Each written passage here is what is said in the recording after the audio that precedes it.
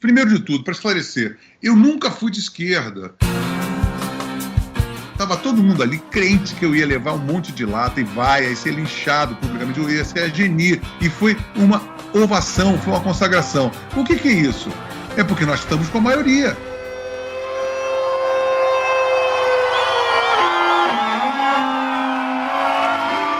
Primeiro lugar em audiência em web jornalismo da internet brasileira e mundial.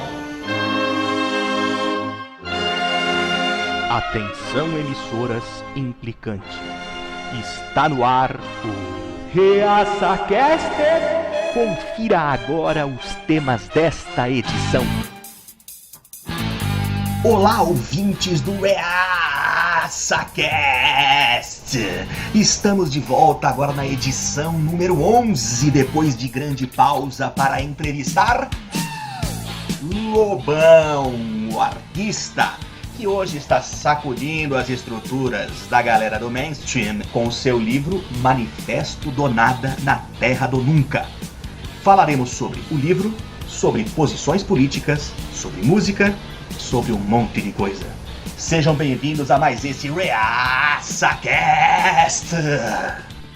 Lobão, eu tenho uma pergunta preambular para fazer, que eu acho que é a base do raciocínio que você formula no seu livro. Aliás, muito bom. Você situa o marco inicial, inclusive depois no final de forma cronológica, no Manifesto Antropofágico. Há uma crítica séria a Oswald de Andrade. Uhum. Eu lembro de ter lido muitas coisas assim, em meados da década de 90, por Bruno Tolentino. Eu não sei se você se inspirou nele, de certa forma, ele foi uma influência, mas eu senti um discurso parecido ali. É interessante. Olha, o Bruno, ele quando reapareceu aqui no Brasil, ele veio massacrando a Tropicália, né? Ele chegou e foi muito descreditado, né? Aí eu comprei a Balada do Cárcere, que eu acho ele é um poeta assim gigante, né? A crítica que ele fez é muito pertinente, evidentemente. O Bruno, na verdade, eu lembro que eu tomei um porre uma vez e telefonei para ele e falei: Bruno, ele morava em Niterói. Te amo, eu sei que eu sou um roqueiro de merda, mas para mim o Bruno é um poeta assim. Mas a história do Bruno, até preso ele foi também, é uma história altamente rock and roll, se pegar. Não, exatamente, a balada do Cárcere é sobre justamente a parte dele que ele ficou lá na prisão no meio dos pântanos ingleses, né? Depois ele tomava chá com a rainha, né? Era uma figura de alto, assim, uma aristocrata da alma, né? E não é de graça que ele que fez o prefácio, a orelha do Jardim das Aflições, do Olavo também, né? E eu vinha saber, é engraçado que essas coisas a gente vai descobrindo e os links vão acontecendo.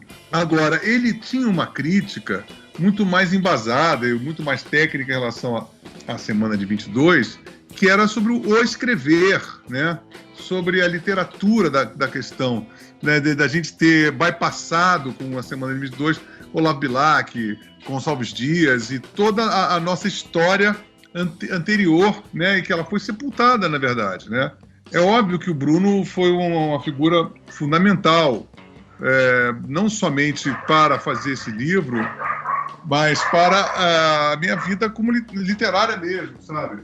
Agora, eu pesquisando sobre o livro, é muito interessante ressaltar isso, é que nesses 90 anos nós tivemos somente críticas assim avulsas. O Bruno, o pessoal dos anos 40, dizendo que estavam mortos, mas sempre assim.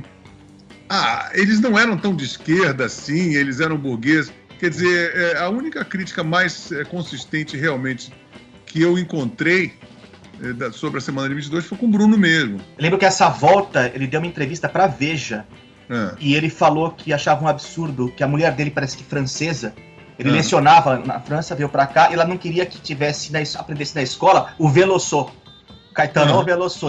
A revista grafou assim, dizendo: poxa, eu quero os poetas do Brasil, tem grandes poetas. E ele falou exatamente o que você está dizendo, que existe uma linha, uma escola de poesia, de literatura, você escolhe. qual você quer, não precisa... Não, na verdade, eu acho que assim, o que me irritou muito na semana de 22 é que a gente foi bloqueado do Ramond, sabe, assim, a gente tem que adotar a precariedade e até como lusofobia, né? Falar o bom português era reacionário. Então a gente ficou 40, 50 anos atrasado de todos os acontecimentos espertos de filosofia, literatura, estética do mundo. E vendo uma vantagem cultural nesse atraso, que é o que você põe no livro, que o mais surpreendente é uma coisa visivelmente ruim ser vista como virtude por ser ruim. Exatamente. E eu penso assim, eu adoraria que um psicanalista tivesse algum tipo de tempo disponível de poder realmente dissecar esse procedimento do método da antropofagia, que eu acho muito doente.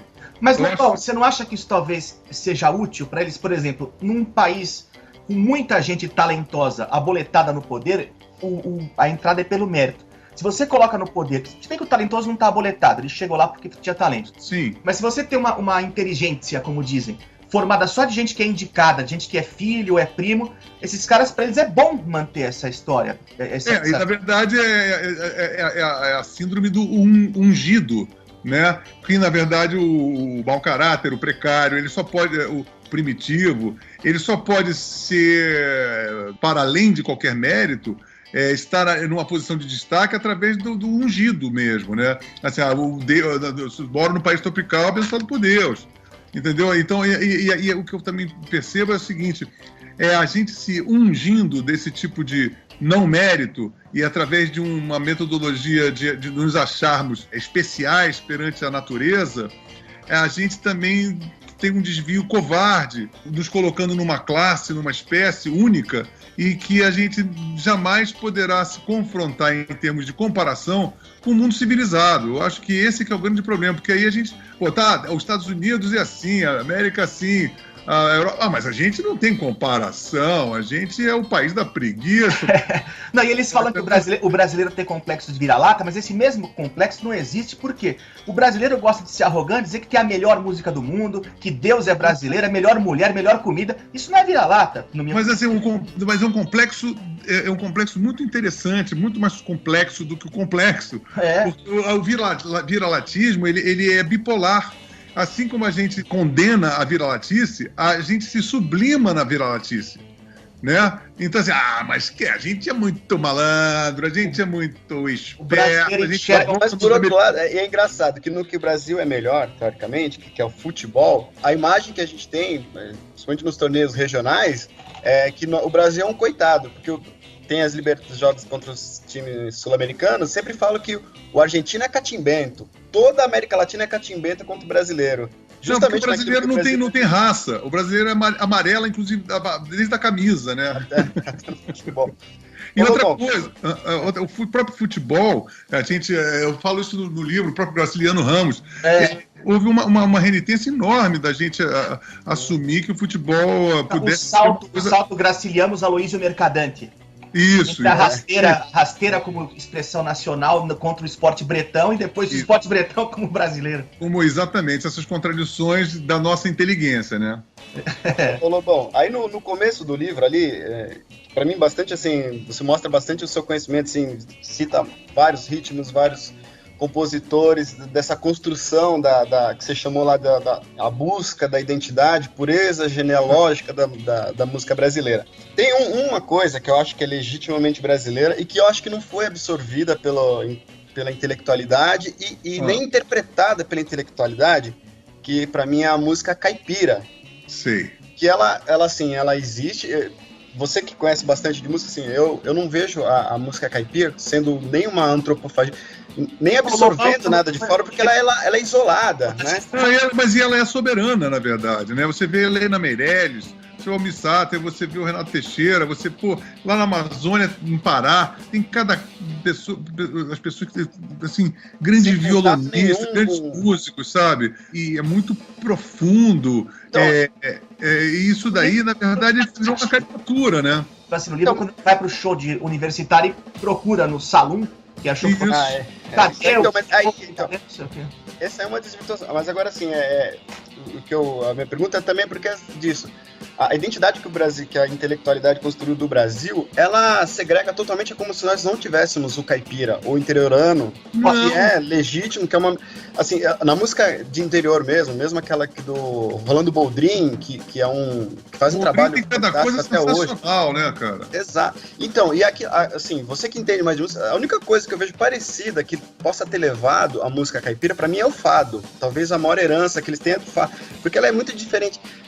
Esses caipiras dos anos 80 pra cá quiseram misturar com country, mas muito mais Nashville, né? O caipira dos anos pra cá, eles estão muito mais ligados com o country americano, qualquer outra coisa, ou com pop, né? Assim, tipo, Pena Branca e Chavantinho, Jararaca e Rantinho, essas pessoas é uma outra parada. E fora o nosso espectro caipira, mas Helena Menezes, ela era do Pantanal, você tem música típica do Pantanal, você tem música típica da Amazônia, do nortista, não é, do nordestino, você tem a música nordestina, você tem música de Minas, você tem música do interior de São Paulo, você tem Paraná, vários tipos de interioridade no Brasil, como no Rio Grande do Sul, você tem, em todos os lugares, você tem uma riqueza e de linguagens caipiras, vamos dizer assim, interioranas, que não são retratadas, não estão no mainstream. E o que é pior do brasileiro. Então, Lobão, e por exemplo, você vê assim, a imagem que o Brasil projeta para o mundo, por exemplo, eu imagino que vai ser isso na abertura da Copa, das Olimpíadas, eles geralmente retratam o brasileiro musicalmente com Ivete Sangalo. Ivete Sangalo, tambores, que são legais também, com a música urbana, mas o problema é que isso já é kit. Isso é Vênus de Milos com dois braços, é o falso absoluto. É um fake do fake, é uma elaboração do primitivo que já não é um processamento do primitivo que torna o primitivo fake, inócuo e absolutamente inverdadeiro, né? No livro você mencionou alguma coisa sobre o funk, ele ainda não passou por esse processo, é tipo um bastião de resistência ao que se mantém popular e a academia não se meteu a querer fazer funk universitário, por exemplo. Ele na verdade, é uma ironia aquela minha salvaguarda ao funk, porque nós sabemos que já está dentro, é só você ver o esquenta da Regina Casé, é a laje da Barbie, né? Mas como você pode perceber na hora que eu escrevi o negócio do funk, eu coloco uma defesa. Eu defeso porque é o mais preconceituoso em relação a ele, apesar de eu ter severas críticas em relação a isso, como as letras são péssimas, a mímica corporal já é orangutânica, entendeu? É horrível, mas assim, eu tive uma obrigação semântica, sabe? Retórica, de colocar quase como uma contraposição ao rap, mesmo que ela não fosse exatamente exata, porque ela já está contaminada.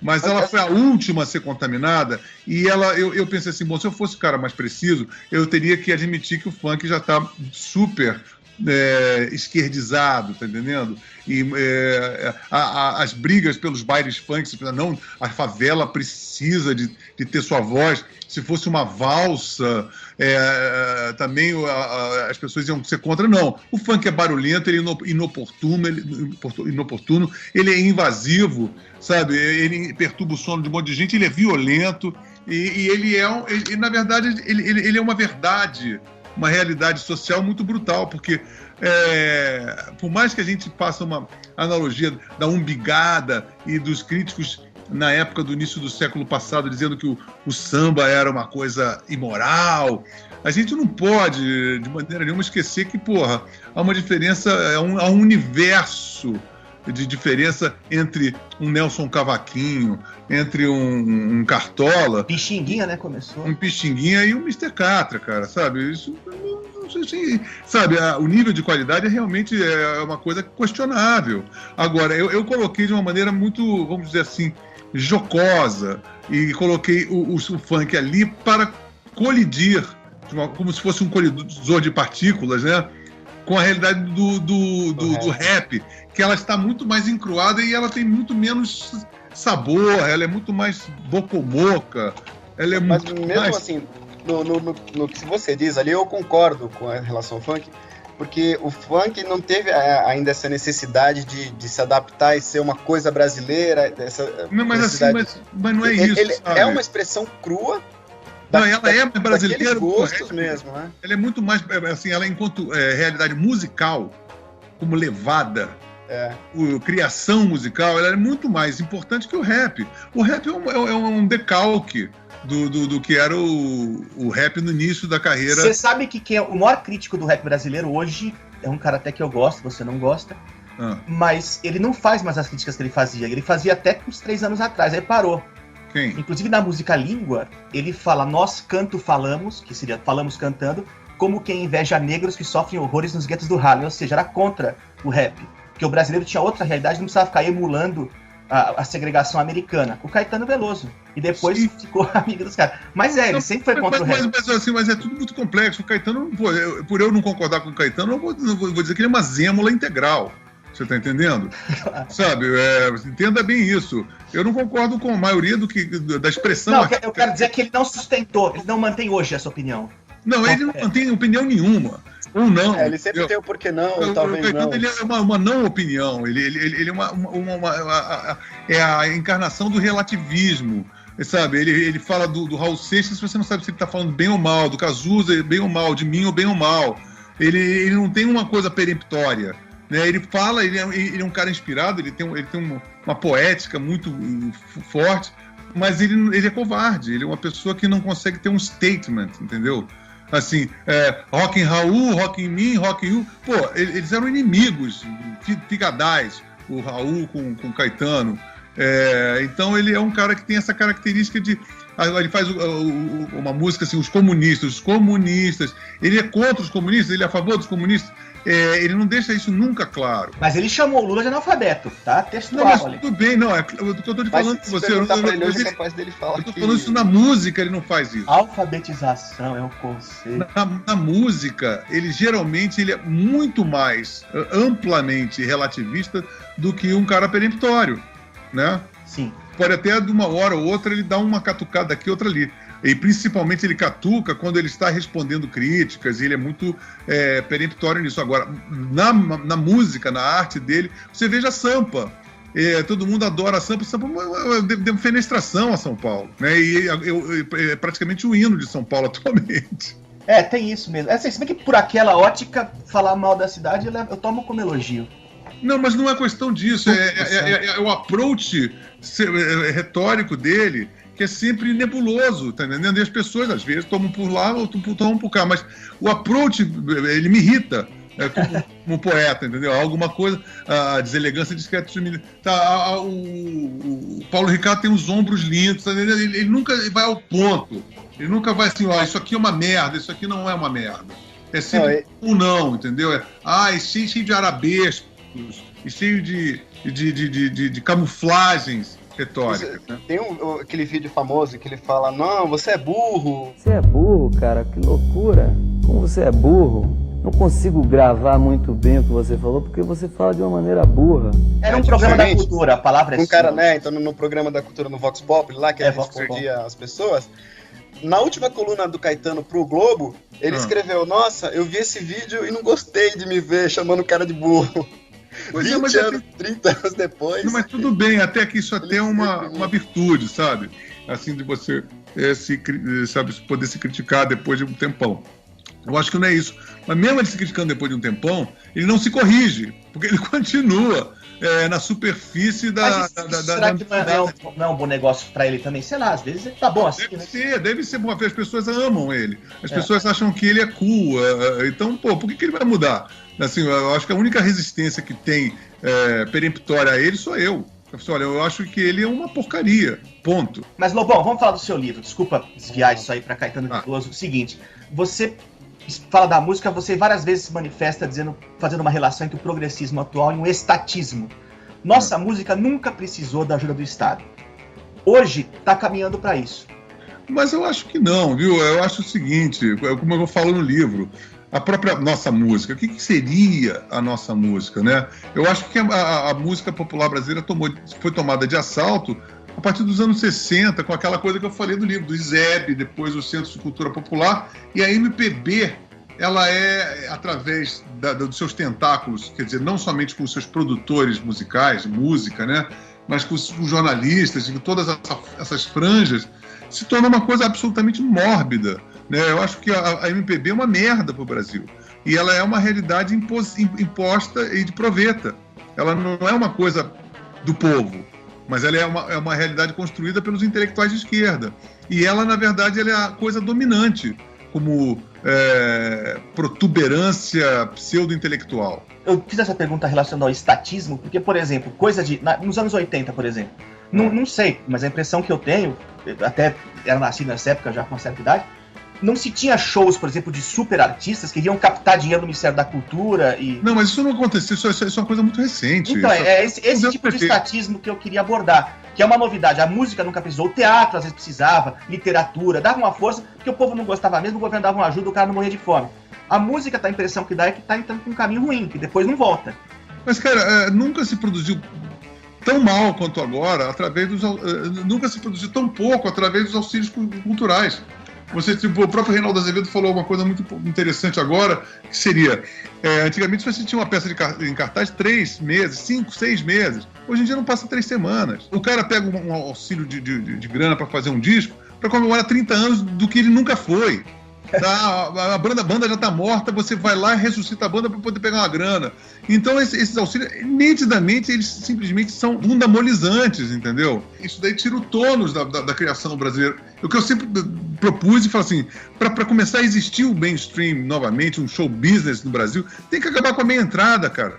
A meia entrada é o fim do show business, deixa todo mundo amador. E o pior, todo mundo tem que correr na mão do governo e comer na mão do governo. E aí você, quando come na mão do governo, você vira um militante. Quando você recebe dinheiro do governo, você é uma chapa branca, você acabou. Então você tem uma classe toda que acabou. Acabou como show business e acabou como relevância artística. Aquela moça da Carta Capital reclama que roqueiro, não sei o quê, não pode ser de direita ou não sei o quê. Mas não é pior um artista governista? Não fica uma coisa meio... Primeiro de tudo, roqueiro, de distinguir roqueiro de artista, já é uma merda, né? Porque é o que eu sempre falei e falo isso muito, tanto no primeiro livro como no segundo.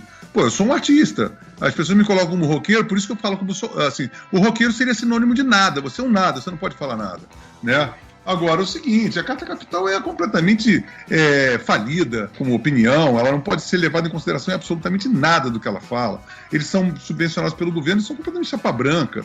E não tem muita coisa que pode ser levada em consideração que eles escrevem. Nesse caso também houve uma mudança no mercado musical, que antes se faturava muito com venda de discos, e depois até teve a parte também de CDs, depois de DVDs, né? E Sim. Agora com o negócio de internet, pirataria, isso caiu bruscamente o rendimento dos artistas por causa disso. Você, que foi pioneiro abriu seu selo, né? Uhum. E peitou as gravadoras, né?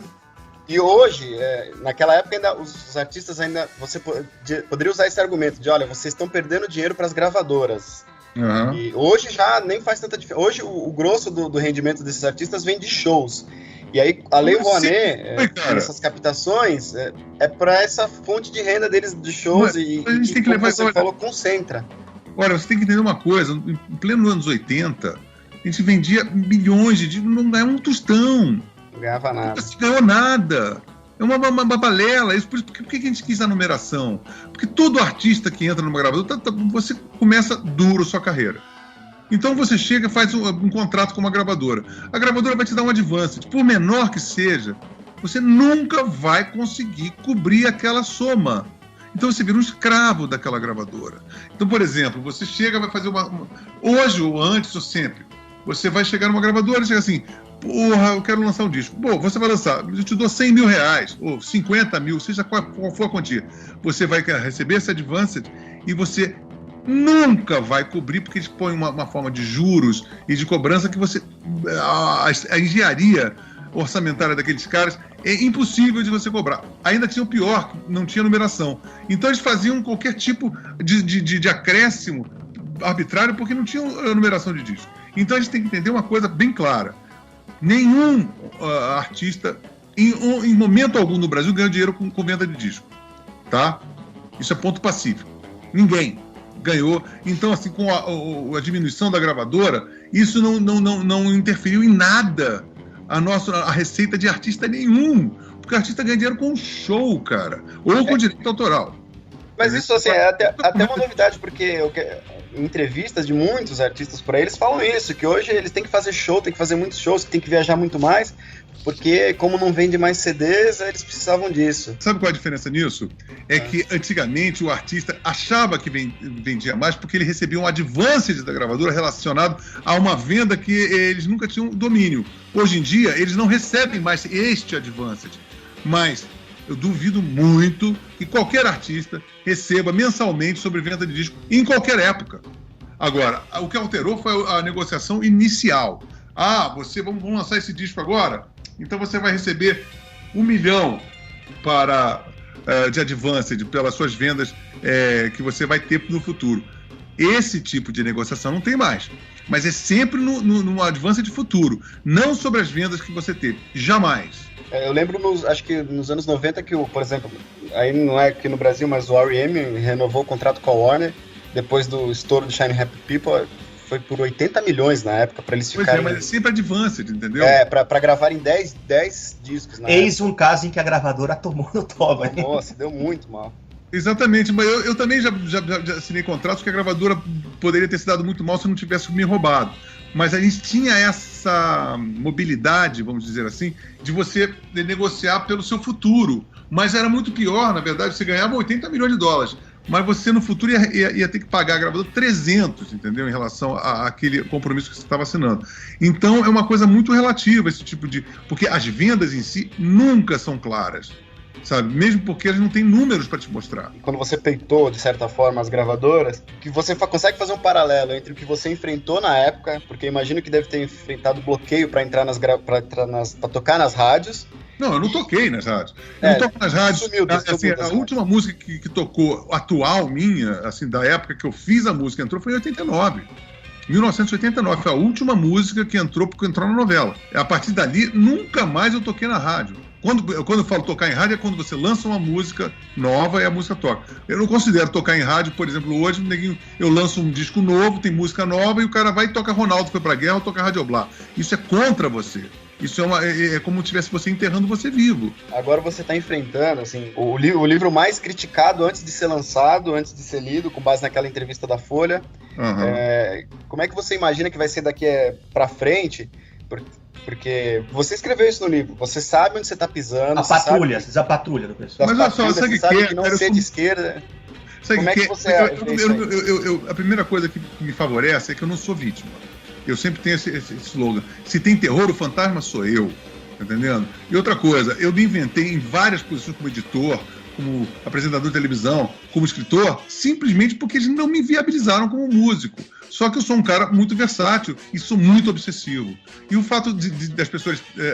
assim, escrever um livro customizado para justamente aqueles que vão ter horror a me ler, não vão me ler e vão criticar. Eles são o alvo do meu livro. Então é o seguinte, não adianta se espernear, porque o livro tem um efeito camisa de força. Quanto mais esperneiam e criticam sem saber, mais eles se comprometem perante a opinião pública. Então é o seguinte, eu sou uma pica voando, cara. Lobão, por falar em pica, essa pica aí tem algum comandante bom, porque eu sou advogado, eu li livro de cabo a rabo e não tem meia coisa pra processo ali. Isso, mas... Teve consultoria ou não teve? Porque não é possível, nunca vi um negócio desse. Eu fiz isso exatamente, por isso que, por exemplo, quando a Folha fala, Lobão chama a Dilma de torturadora, isso é completamente improvável de falar, porque esse capítulo, ele foi um dos capítulos mais peneirados pelo departamento jurídico. Eu escrevi de uma maneira formulada. Passou pelo jurídico, então? Óbvio. E jamais falaria para qualquer outro órgão de imprensa que a Dilma, nem que a torturadora, nem tampouco que fosse terrorista. Porque eu coloquei no livro que ela supostamente fez aquilo outro, e se eu fosse, tudo no condicional, eu jamais faria uma comissão da verdade sem me incluir.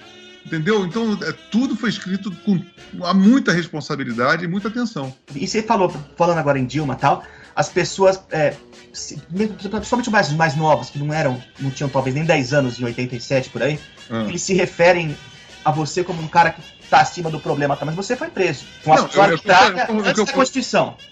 Não, eu fui um preso político, basicamente. Eu tive música censurada, eu fui preso alegando-se um galho de maconha, um papel, mas o que aconteceu foi o seguinte: os juízes lavraram, ele é primário, mas não é esse o problema, ele é um mal social, ele é uma pessoa que não, ele é um mau exemplo para as pessoas.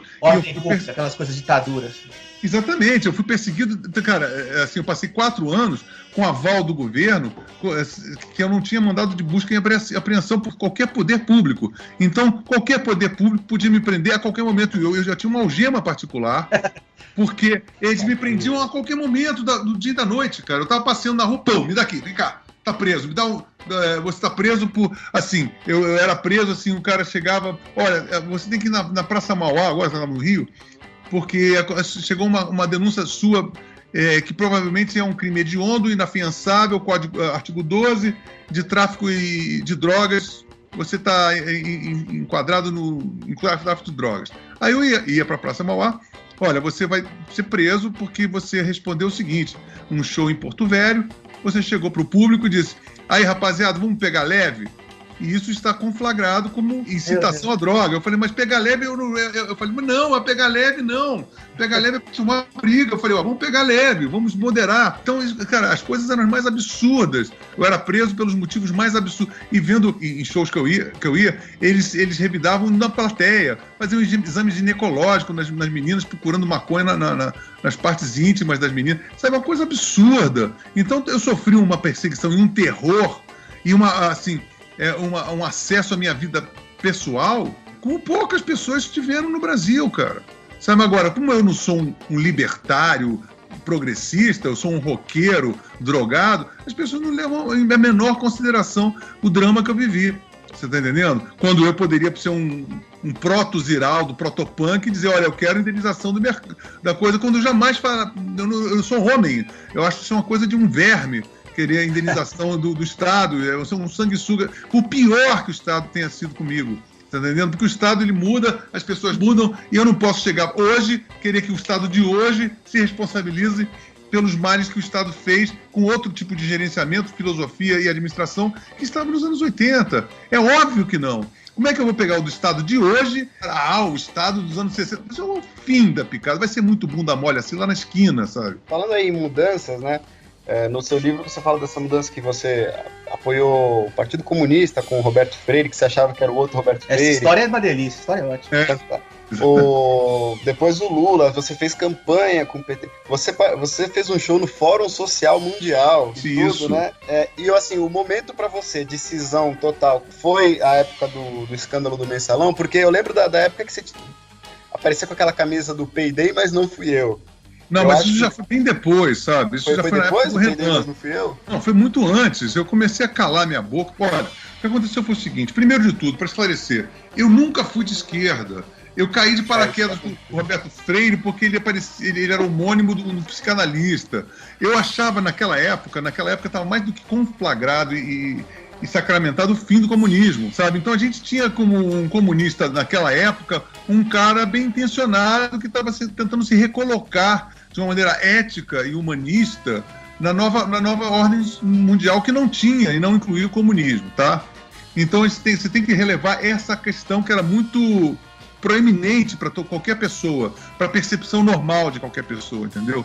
E o Lula, eu nunca fui muito simpático ao Lula, nem ao PT, mas eu, mediante a todas aos resultados pífios e vergonhosos que nós tínhamos na política naquele momento, eu achava que o PT tinha que ter uma chance histórica de mostrar o que veio, o que foi um grande equívoco, porque eu não podia imaginar, por isso que eu falo que o último capítulo, o penúltimo capítulo, eu sou uma besta quadrada, porque eu comecei a me indignar por uma coisa muito ingênua, que era me indignar simplesmente porque eles são ladrões.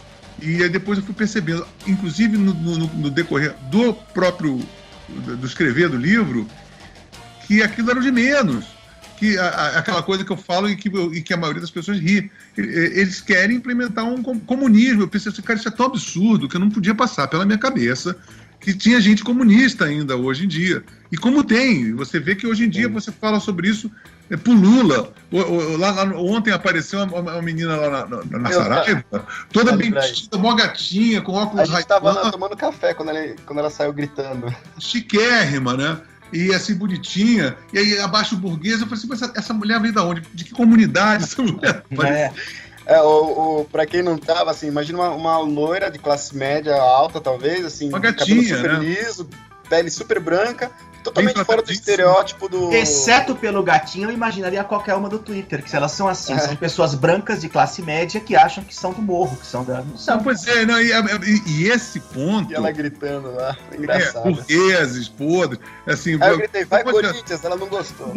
Agora é o seguinte, isso tem muito a ver com o meu papo com o Oswald. Quando ele começa a dizer sobre ele é o índio, nós somos índios, e vocês, eles, são os portugueses, eles são... Eu falei, mas você não é o índio Oswald Guarani Caiová, meu? Você é um Oswald de Andrade. Da onde você escolheu esse sobrenome? Essa sua pinta. E isso é um mal, é uma anti-alteridade que o brasileiro culpado da classe média tem, que é uma culpa endêmica no intelectual de esquerda e na classe média brasileira. Assim, você pensa bem, a favela é uma instituição nacional. Aí você pensa, mas a favela já foi criada de uma maneira já moderna. No final da Guerra de Canudos, dizem que o início da favela foi justamente o leftover do contingente dos soldados que ganharam a Guerra de Canudos, foram para o Rio de Janeiro e não tinham para onde ir e formaram a primeira favela, né? Agora, você vê que agora uma das maiores favelas da América Latina estão nas cercanias de Brasília, que é uma cidade nova. Quer dizer, isso é uma mentalidade brasileira e que é promovida justamente por um intelectual de esquerda, porque você percebe que há 90 anos, pelo menos, nós somos regulados por intelectuais de esquerda. 99,9% do extrato humano da nossa inteligência é de esquerda. Então, são esses caras que promovem isso, meu Deus do céu. A impressão que dá, impressão não, fica até agora se concluir do jeito que fica nítido, essa esquerda se diz ateia e principalmente anticristã, porque se o religioso for muçulmano, eles curiosamente gostam, e são declaradamente ateus, porém eivados de culpa católica, porque é a culpa católica que eles... Exatamente, mas isso é por isso que a teologia da libertação caiu como uma luva no Brasil. Mas o catolicismo tem tanta coisa boa, eles podiam ser solidários, mas ficaram com a culpa. Não, e outra coisa, eles herdaram também uma crença, que eu falo que o ateu é o crente do nada. Porque eu pessoalmente, por elegância aritmética, se for o máximo do escrutínio equânime em relação à possibilidade de existência de uma divindade, eu hei de convir que há uma possibilidade, inclusive, maior de existir um Deus do que nenhum. Mas, havendo, inclusive, uma nesga percentual de existência, seria de bom alvitre de não jactarmos-nos da certeza de que Deus não existe. É uma certeza impossível. Existe, entendeu? Eu sou ateu para facilitar, mas o correto seria agnóstico. Eu acho que não existe, mas certeza não tenho. Não, mas assim, eu não posso dizer que eu sou ateu, porque ateu é aquele cara que o convicto, nada. É isso. Eu não posso crer no nada porque a percepção que eu tenho das coisas ao meu redor é muito mais complexa o suficiente para que eu tenha a prudência de não afirmar que ele existe, nem que tampouco ele não existe. Então, o ateu, ele é um crente, ele, na verdade, vira uma religião, e que é a religião estatal, e que promove o carola estatizado, que é o homem que é cheio de verdades impostas de cima para baixo. Com tudo isso que você está fazendo aí, você não acha que você vai centralizar principalmente o ódio da esquerda? Porque você está sendo Ele está abrindo um caminho. Abrindo um grande caminho para que as outras pessoas não se sintam mais obrigadas a serem de esquerda e a... Sair do armário. Olha, eu acho que sim, porque eu acho que o principal arquétipo de persuasão que nós temos na sociedade, eu tomo isso por mim mesmo, é o artista. Por isso que o artista, o cara que tem uma formação de opinião baseada na sua arte, é muito corrosivo, cara. Então, um cara que ainda mais fazendo rock and roll, por isso que eu e o Roger, roqueiros reacionários, porque pega muito mal para eles e querem denegrir a nossa imagem achando-nos de reacionários, porque simplesmente o statement da gente ser contra o status quo da esquerda é muito corrosivo e inédito, porque todo mundo, e eu era forçado isso, por mais que eu não concordasse, eu não me sentia forte o suficiente intelectualmente, existencialmente, olha, isso aqui é uma merda, sabe? Eu só consegui isso agora, na verdade, entendeu? Então isso é muito lesivo, cara. E outra coisa, quando a gente faz isso da maneira que eu fiz, sabendo que eu tô com 55 anos, e isso daí é uma coisa que é uma responsabilidade apenas minha, eu sei que a gente está abrindo um caminho que nunca teve, porque a gente nunca teve esse tipo de atitude. E outra coisa, que eles associam a direita, ou pelo menos o reacionário, como um hidrófobo, um ser raivoso, que bate na mesa, se esperneia. E esse foi minha preparação durante esses 8 meses, que eu pensei, depois de eu escrever esse livro, eu vou ser um amor de pessoa. E é o que está acontecendo. Não sei se vocês viram ontem o CQC lá, o cara não conseguia pegar, sabe? E eu não precisei ser rude com o cara, apesar de dizer, olha, o seu programa com o seu comportamento de humor, ele não é adequado ao momento. E o cara ficou muito sem graça. E eu fui. Aí o cara propôs, então por que você não chama Margaret Thatcher para o governo do Brasil? Eu falei assim, porque eu desconfio que esse quadro está indisponível no momento. O grande mote que eu descobri é simplesmente assim: eles são muito mais incompetentes, eles são muito burros, eles têm cacuetes ontológicos e eles são muito ofendidos. Eles não têm o menor senso de humor. Então é a nossa vez isso aí. De mostrar que a gente é blasé, chique pra chuchu, que a gente tem muito bom humor e a gente simplesmente vai jantar eles. Agora, eles têm a força da gravidade e eles pegaram... Eu estava falando com meus amigos hoje, com o Malberger e com o Tognoli, e eles têm uma coisa que é uma máquina do governo que eles, por exemplo, a coisa que eles podem mais se fiar para se reelegerem é simplesmente o Bolsa Família, que é aquilo assim, eles estão aumentando aquela propina e aquilo ali é o voto certo deles. Agora, eles nunca contaram que a partir de agora vão ter uma oposição muito mais ferrenha. Agora, o que depende de nós agora? Como oposição, a gente se olhar, como nós estamos fazendo, nos conversarmos, vemos vários lados que todos nós temos uma nítida sensação que estamos ilhados, mas a gente não podia imaginar que nós éramos tantos e construir uma agenda que é que eu sempre falei, olha, nesse exato momento, o que nós temos que derrubar está conosco. Quando eu digo conosco, eu falo assim, essa grande maioria que se opõe ao que está no PT é a liberdade de expressão, o livre mercado, a livre iniciativa, a diminuição do Estado, a diminuição de impostos, sabe? Então isso pega os conservadores, pega os libertários, pega os liberais, pega toda a sociedade brasileira e aí sim a gente pode formar um partido, porque não tem um partido que tenha essa agenda. A gente tem partidos de esquerda, é o PSDB, é o Eduardo Campos, é a Marina e é o PT. Então isso não adianta pra gente. Por mais que a gente faça um voto, entre aspas, útil, a gente sempre vai cair na social-democracia, que, na verdade, quem inventou o Bolsa Família foi o PSDB, né?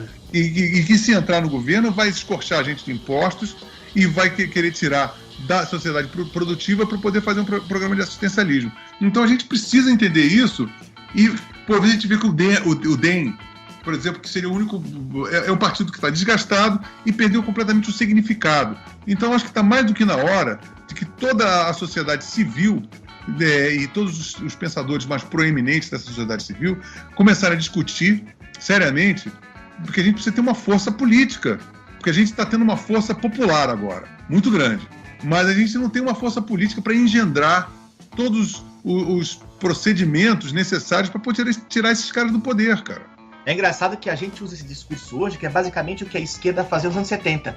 Eles não sabiam nem por onde começar, eles tinham uma ideia, e aí eles viraram os opressores que não deixam ter outra ideia. Eles estão muito bem organizados, eles herdaram toda uma máquina estatal muito bem azeitada do PSDB, tiveram sorte de pegar uma bonança internacional, através dos impostos recolheram muita grana, e através disso distribuíram favores, criaram bilionários, e criaram pobres remediados de uma classe média que é o burro de carga dos impostos. Então a gente tem que sair dessa situação que é uma imobilização, um tratamento escravo da classe média e que, na verdade, o cara da classe média, atualmente, ele é o vilão. Você é classe média branco, você é um merda. Por exemplo, mataram um cara lá na Zona Leste ali, que roubaram um celular de um cara que deram um tiro.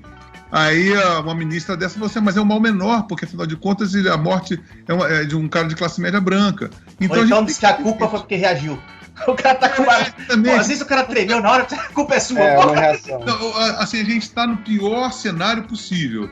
E eu acho que está numa hora, e não como classe média branca, não, porque eu conheço um monte de gente das comunidades e de várias classes sociais. Bom, eu sou índio, eu sou descendente de índio. Pois é, e não podem nos estigmatizar como exatamente um fenótipo, sabe? Então a gente tem que chegar e dizer, não, pessoas de boa vontade não vão compactuar com isso. E nós não vamos vestir a carapuça dos fascistoides que eles são, né?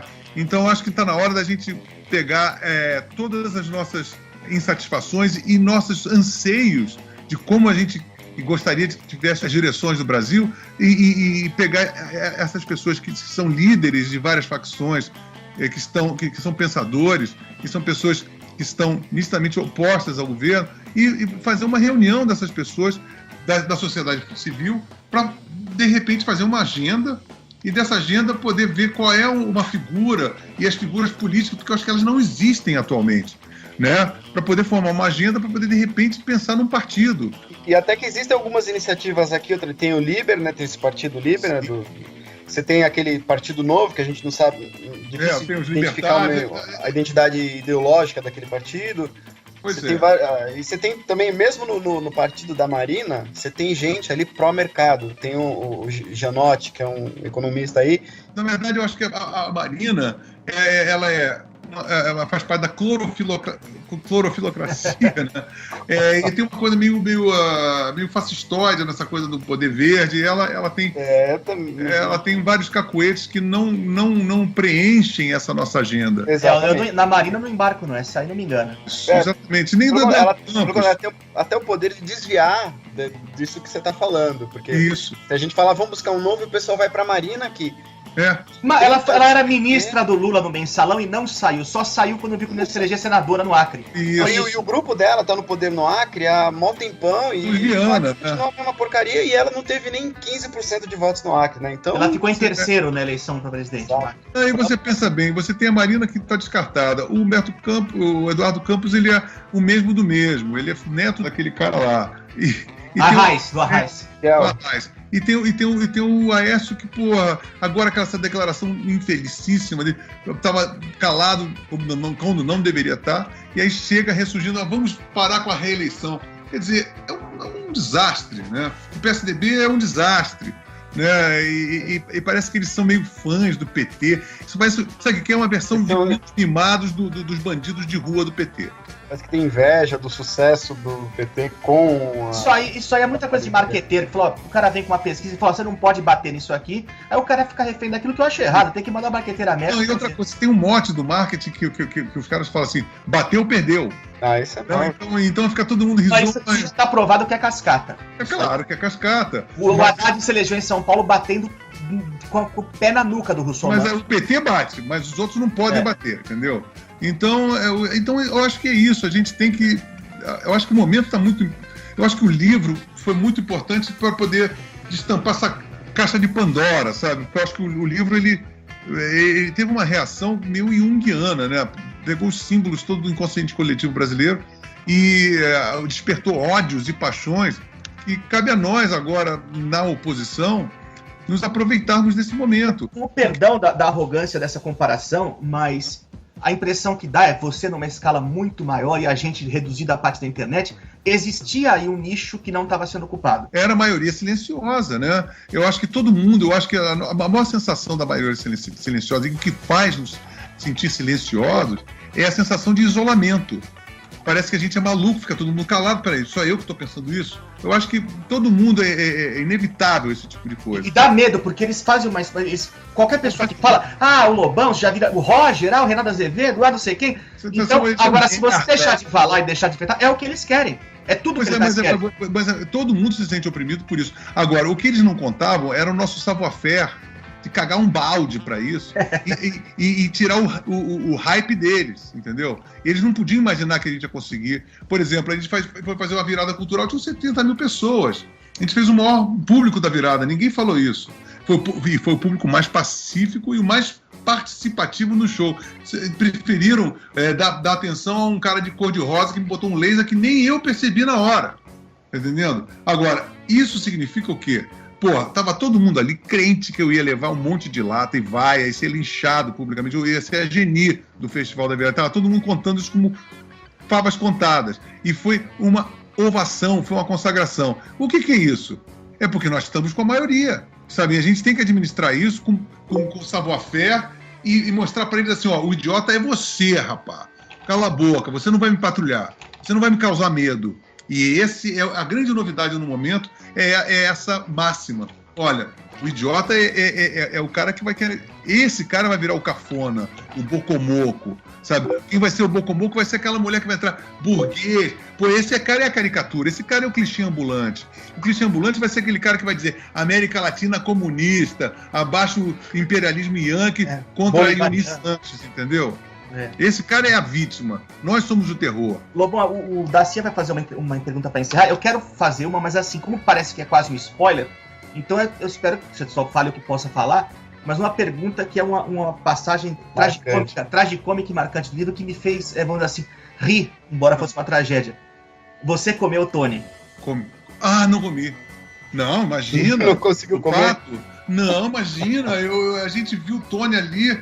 Pô, foi um bom constrangimento, cara, porque... Antropatofagia, você viu? Antropatofagia. Não, foi... E a gente estava muito entrosado com a Dona Maria, né, que me deu a pimenta, e ela caprichou tudo, para eles era normal, é um choque cultural, né? Mas eu sou muito ligado ao animal, cara, eu fiquei se fosse eu ia ficar também, mas é foda. Eu fiquei destruído, cara. Frango que a gente come também, não planta árvore, né? O negócio também. Então, sabe, mas assim, o negócio eu acho que a antropofagia, ela existe na proporção em que você conhece aquele que você vai comer. Se for homem, se for pato, se for um pinto, se for um verme. Se você tem algum contato afetivo com aquilo se torna um canibalismo, né? Então aconteceu com isso. O Tony, pra mim, era meu chapa. Era meu confessor, ele estava sempre do meu lado, junto com o Hulk. Então, quando soube que era ele, né? Aquilo foi... Poderia ter uma pessoa ali, entendeu? A gente vai querer agradecer a sua presença, a sua paciência aí, essa entrevista. Isso, eu que agradeço. Bastante tempo. Parabenizar pelo que você está fazendo, mesmo esse discurso final que você fez, realmente de união, que é uma coisa necessária mesmo. Uhum. E aí eu vou encerrar fazendo uma pergunta em nome do Leonardo Lopes, que não pôde estar aqui porque estava fazendo prova na faculdade, que é um dos outros, mais um membro do grupo Reacionaria. O outro também tá Os outros dois estão na faculdade, né? Os outros que legal! Estão lá fazendo o nosso trabalho de infiltração nos DCS, por aí. Posso imaginar a dificuldade. Coitados. Então, o Leonardo, no caso, está na USP, você imagina. O Leonardo falou assim que viu uma entrevista sua na TV QG Elétrico, e você dizia, nós vamos triunfar, a história está ao nosso lado. E você mandou queria que você falasse sobre isso, para fechar, e mandasse um recado para esses braços armados, seja do PT, no rap, na cultura, e todo esse pessoal que está te xingando, o pessoal do jornalismo cultural também, que fez aquela distorçãozinha para ganhar manchetes lá na Folha. Sim. Então manda o seu recado para eles e explica esse vamos triunfar e a história está do nosso lado. Vamos triunfar porque a nossa penetração é fortíssima. Não se assustem de eu de repente estar dentro do lado inimigo, dentro e infiltrado. Nós vamos prevalecer porque é o seguinte, o Brasil, ele tem uma outra cara. O Brasil é família, é aconchegante. Esse delírio da esquerda é uma coisa absolutamente ilusória. E eles estão conseguindo, através de surfando na gravidade de uma circunstância, criando uma situação completamente postiça. Nós somos a maioria. O brasileiro não é assim. E cabe a nós, que temos essa percepção e estamos ali no front, nos infiltrarmos, nos unirmos, formarmos uma agenda e, como sempre, vamos prevalecer. Poxa, valeu, obrigado. Lobão. Valeu, obrigadão. Valeu, meus amigos. Força para todos nós. Se encerra neste instante mais um episódio do ReaçaCast. Muito obrigado.